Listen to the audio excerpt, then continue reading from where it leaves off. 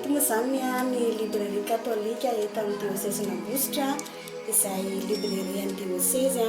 fa izay masera zanaka vavin'ny eglizy no mitantana sy miandraikitra azy dia manasa antsika rehetra mba hitsidika sy handalo ato amin'ny librairie catholique satria betsaka ny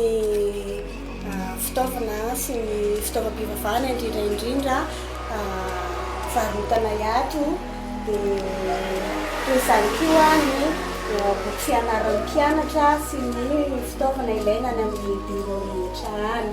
dia misy ny article religieuse dia ny boky masina isan-karazany ny firana ny baiboly ny médaille isan-karazany ny lacroix dia ny sary masina dia efa tonga izao ny sarin'ny famparay masina vaovaontsika dia amidy amin'ny vidiny mirary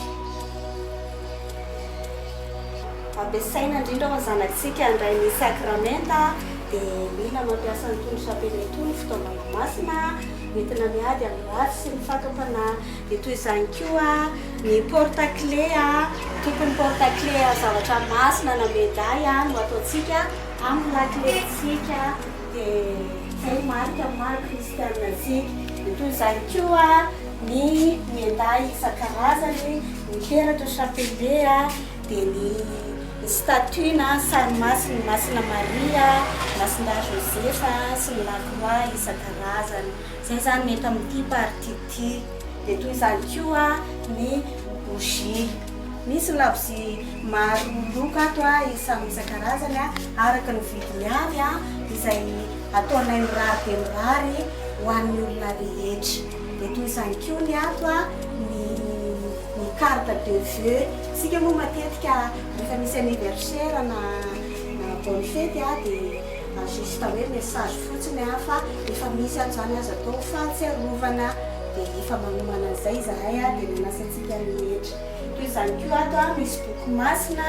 ho an'ny mivavaka hazo fihinandro ny fanaovana rosery mivavaka isan'andro isa-maraina isan-kariva misy natokana ho an'ny ankizy dia misy ny rehetrarehetra ato dia manasa antsika mba tonga